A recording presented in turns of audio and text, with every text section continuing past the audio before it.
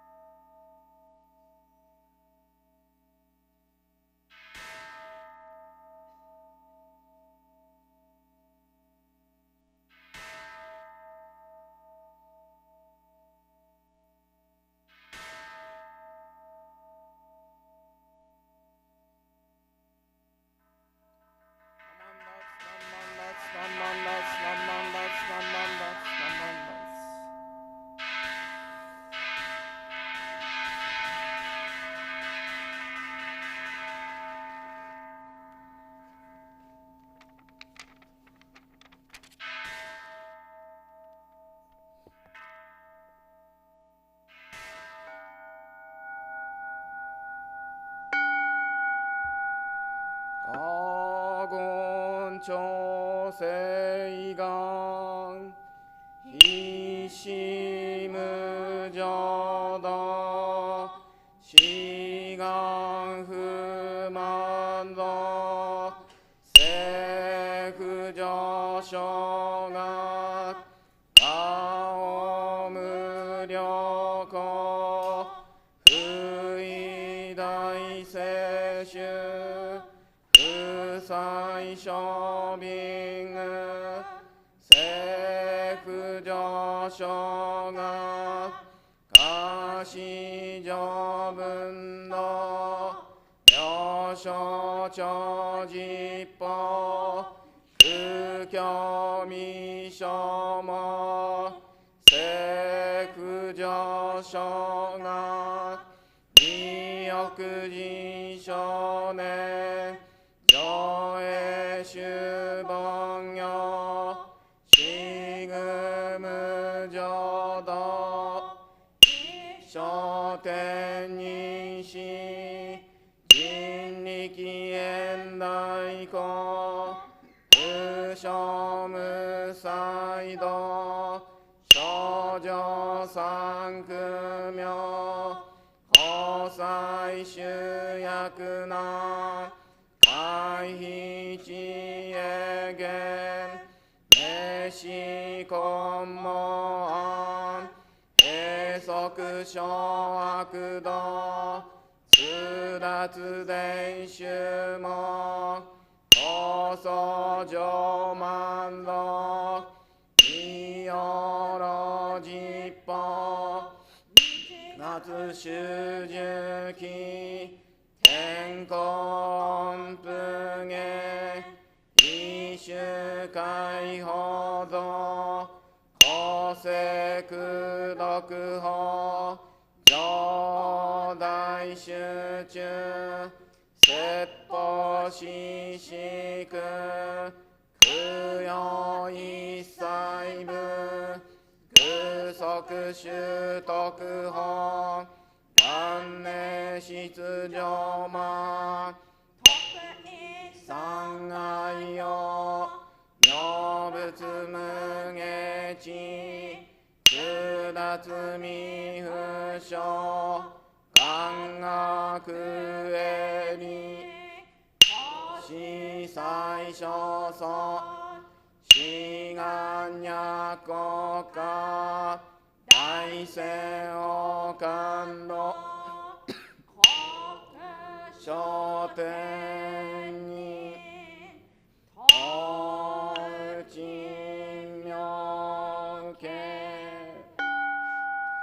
ナマンダブナマンダブナマンダブナマンダブナマンダブナマンダブがにしくどく病のせいさい道本菩提心往生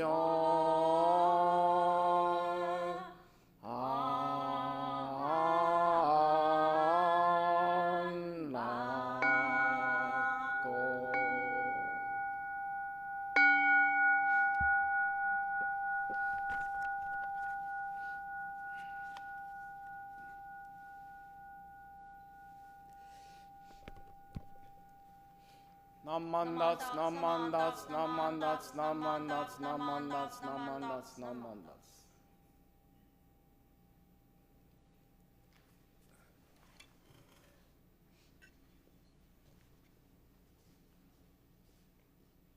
Next, we will have the reading of Three Treasures and Sankyemon.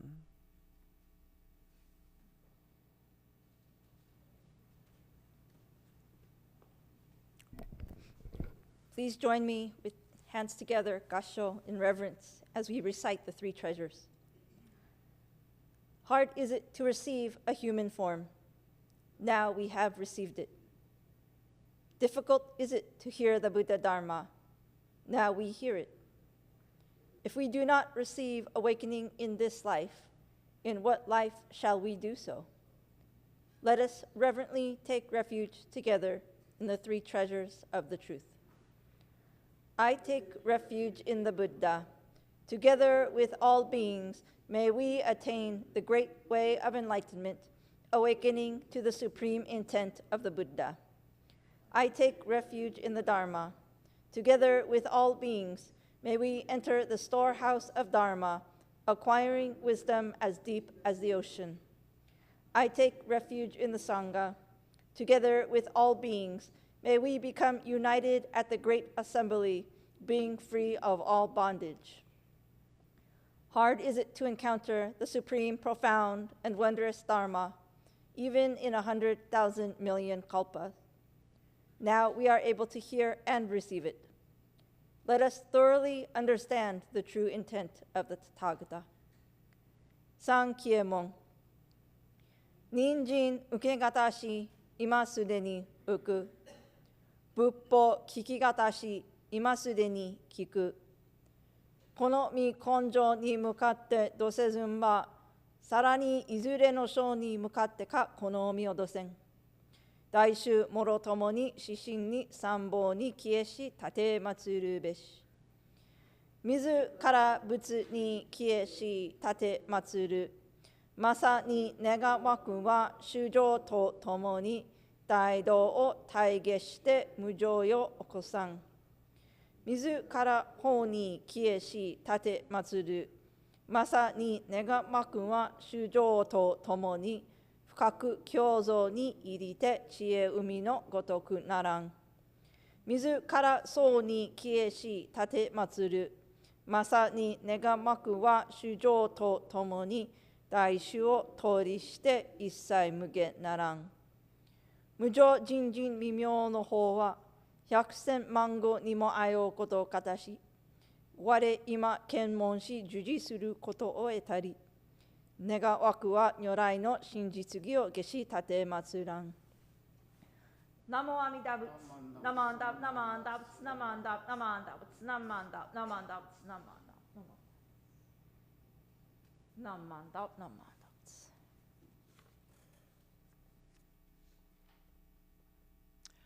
Now, Reverend Umezu will deliver her Dharma message.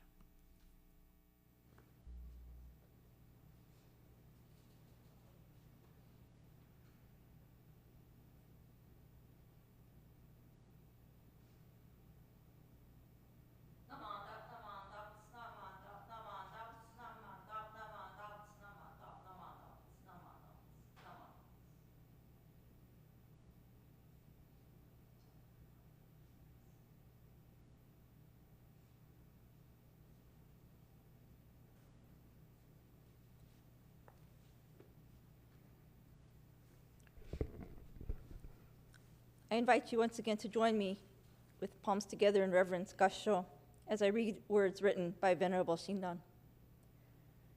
Because the power of the vow is not exhaustive, even our deep and heavy karmic evil does not restrict its power. Because the Buddha's wisdom is without bounds, even those who are careless and distracted are not abandoned. Naman doubts, naman doubt, naman doubts, naman. Hello, everyone. Good morning. Thank you all for being here today. Happy Father's Day for those of you who are fathers and father figures. Thank you all who continue to come listen to the Buddha Dharma with us. And if anyone is joining for the first time, I'd like to offer you a special welcome today. The passage that I've just read, as I mentioned, was written by Venerable Shinran and can be found in his Odes to the Three Dharma Ages, or in Japanese, Shozo Matsuwa-san. In this poem, Venerable Shinran was clarifying the marvelous qualities that Amida Buddha's vow embodies, and how those abilities embrace and never abandon anyone who has heavy karmic evil, such as desires, anger, fear, and foolish actions, or is someone who cannot always keep their mind on the Buddha Dharma. I think that this week has been a challenging one for our community of Los Angeles. Many things that have been happening may have brought up feelings of fear or anger or anxiety within us. When we feel these things, I think it's hard to keep the Buddha Dharma at the forefront of our mind. We are worried about other things. But I think that is during times such as these, when life feels exceptionally uncertain and scary, this is when we can try to ground ourselves in the stability of the Buddha Dharma, specifically Amida Buddha's vow. It is especially when we feel this way that Amida's vow is here for us.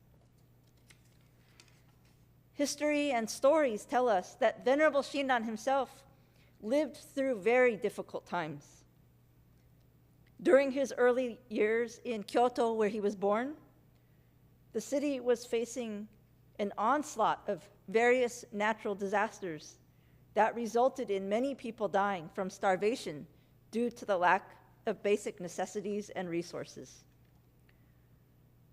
About beginning when he was around 4 years old, there started to be political turmoil, and there was a government coup, and eventually that was followed by a civil war, which took place just outside of Kyoto, where he was still living. The result of this war was the beginning of the rise of the samurai class and the slow dissolve of the power of the emperor. As we know, in Venerable Shinran's young adult years, he later encountered Master Honen and learned about his Nembutsu teaching. As the Nembutsu teaching began to gain popularity among all classes of people, the monastic leaders of Mount Hiei felt that Master Honen's teaching was heretical and harmful to the current Buddhist order. They pleaded with the courts to take action, but none was actually taken until, it is told, 2 of the emperor's female attendants were moved by this teaching and decided to become nuns. When the emperor found out about this, he was very angry, and out of this anger, he had one of the monks who shared the teaching with the 2 attendants, Andaku, punished by death. The emperor then decided to act in line with the pleas of the monastic leaders, and in addition to Andaku's execution, 3 other monks were sentenced to death. In 1207, when Venerable Shinran was around 34 years old, Master Honen and 8 of his main disciples, including Venerable Shinran, were exiled to various remote parts of the land. As a result of this, Venerable Shinran never saw his master and friend again, and he lost 4 friends to execution. From this point until the 1300s-ish, maybe after even, well after Venerable Shinran's death, there continued to be frequent movements to suppress the practice of exclusive Nembutsu recitation. Although Venerable Shinran's exile was commuted, he chose not to return to Kyoto and decided to stay in his exile area of Echigo. Eventually, he moved to the Kanto region, which is the modern-day Tokyo area, and continued to share the Nembutsu with the local people in that area. And it was while Shinran was in this area that another short civil war had broken out in Kyoto, in which the former imperial family tried to take back control of the government. That short war may or may not have affected Venerable Shinran and his followers, but the continued movement to suppress Nembutsu practice did. Some of Venerable Shinran's own followers became targets and subjects of the suppression, and they were getting into trouble with the courts. Through this, Venerable Shinran supported his followers and encouraged them to support each other. Not only this, but he encouraged everyone to continue to turn their hearts and minds to Amida's vow, to settle their birth in nirvana, and wish for there to be peace in the world and for the Buddha's Dharma to spread. I share this history as a reminder of the social conditions that Venerable Shinran endured, and within which the Nembutsu teaching was first shared and flourished.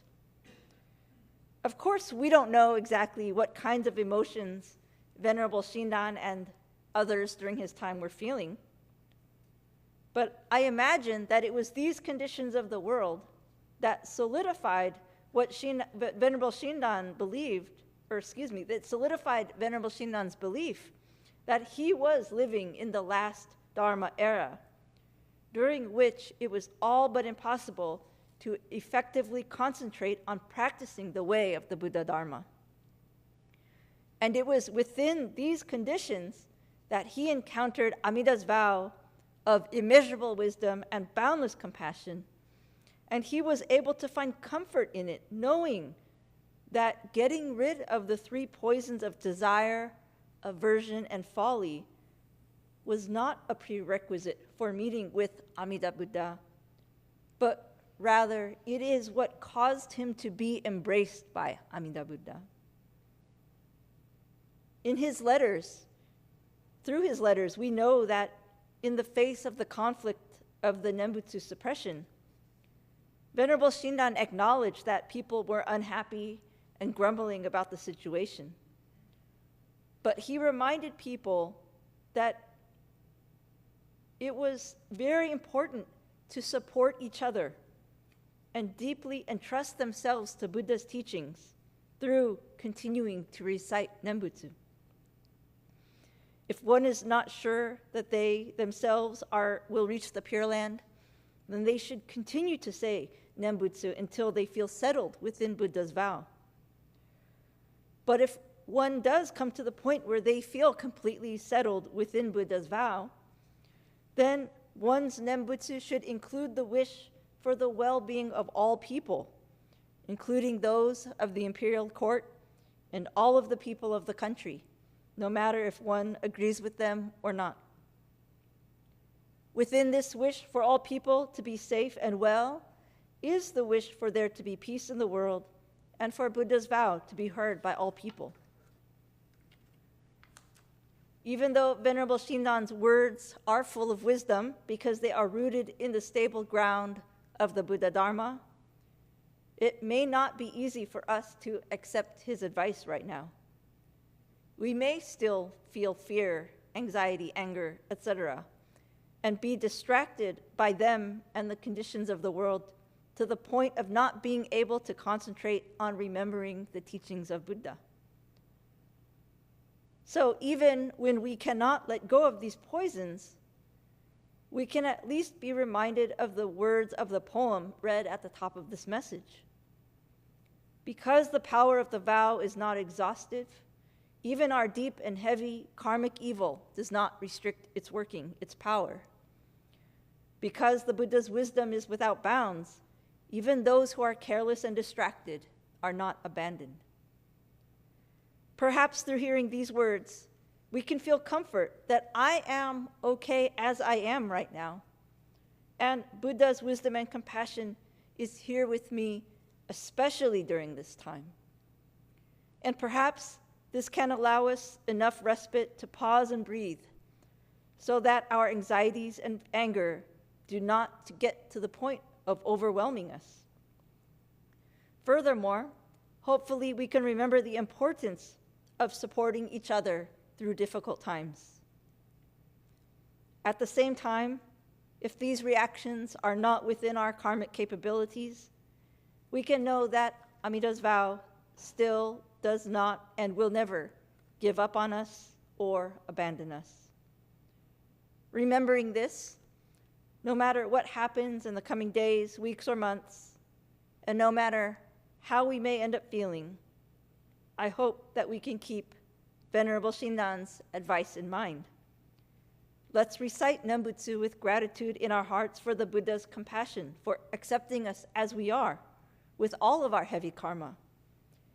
And let's recite it, Nembutsu, with the compassionate wish for all other people in our lives, including all people in the country, to hear this vow for themselves. Our Nembutsu, with this heart, is our wish that expresses, for the benefit of all beings, may there be peace in the world, and may the Buddha's teaching spread. Thank you very much for being here today, and I hope that we can all continue to reflect on Amida's vow and allow it to permeate our hearts and minds, giving us a strong foundation in life through which we can persevere.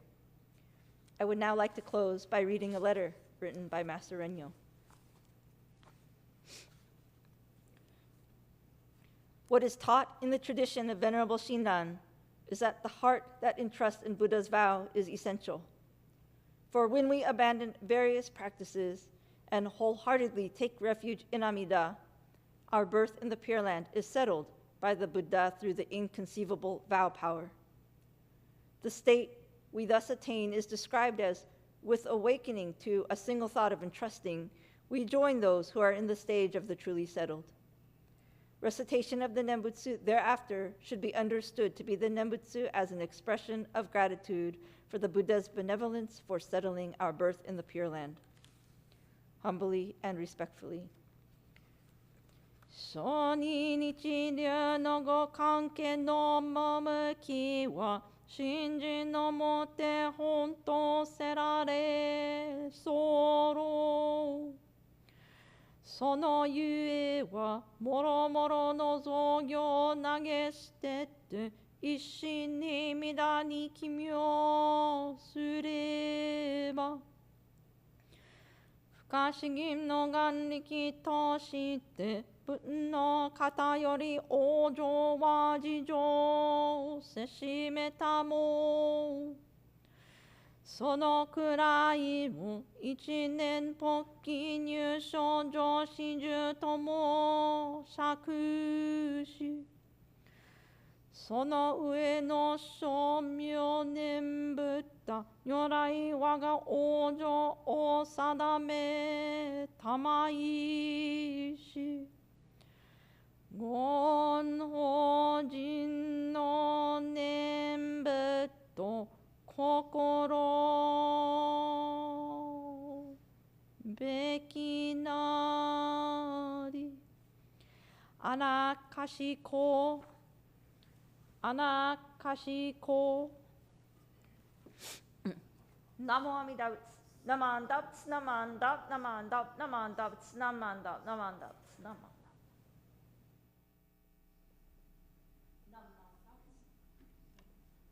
Thank you very much, Umeza Sensei, for your Dharma message this morning. Now, if you would follow along with the reading of Ryogemon.